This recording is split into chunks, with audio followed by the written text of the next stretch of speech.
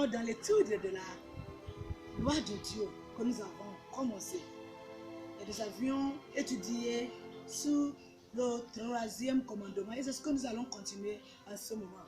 N'oublions pas que le 3e commandement fait partie des premiers 4 commandements qui parlent de comment nous pouvons démontrer notre amour envers notre Créateur.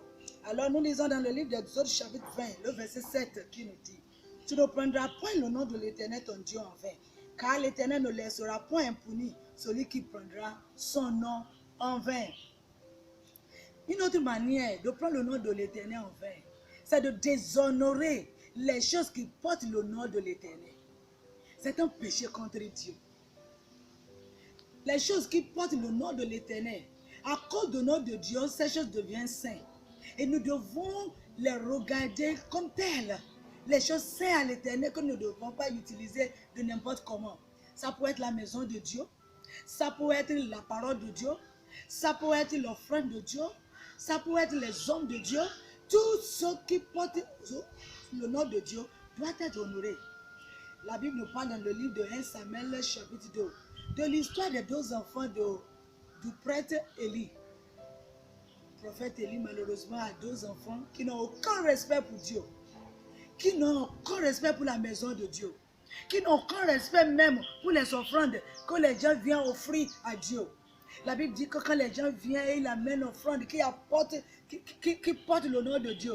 Les enfants d'Élie partent là-bas, ils essayent de voler, ils essayent de prendre le meilleur. Ils ne suivent plus les ordonnances et les commandements que Dieu a donnés concernant ces offrandes.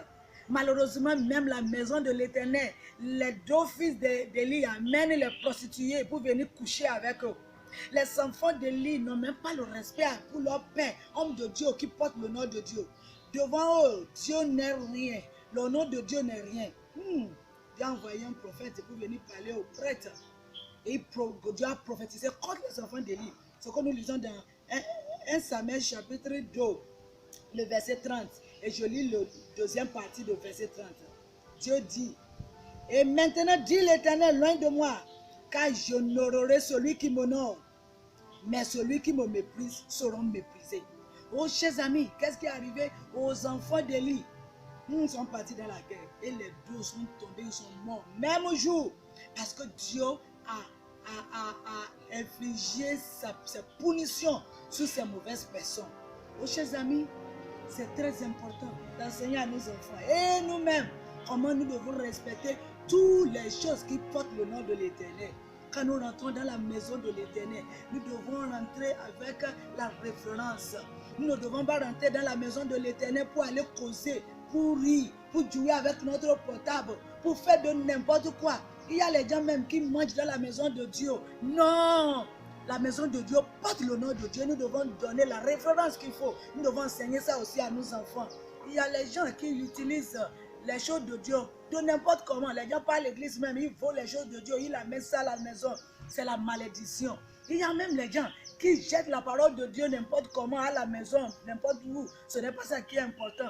Les choses qui portent le nom de Dieu doivent véritablement être honorées. Vous savez-vous, comme même le mariage célébré au nom de l'Éternel porte le nom de Dieu, nous devons honorer ça. Nous ne devons pas traiter nos mariages de n'importe comment. Toutes choses, même nos offrandes qui portent le nom de l'Éternel, nous devons donner tout l'honneur qu'il faut. Parce que Dieu dit, ceux qui l'honorent, il va les honorer. Mais ceux qui le méprisent, eux aussi seront méprisés. Voici un autre aspect du 3e commandement. Chers amis, honorons le nom de l'Éternel. Nous honorons tout ce qui porte son nom. Que Dieu nous bénisse.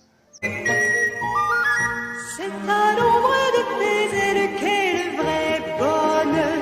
Toutes choses sont nouvelles.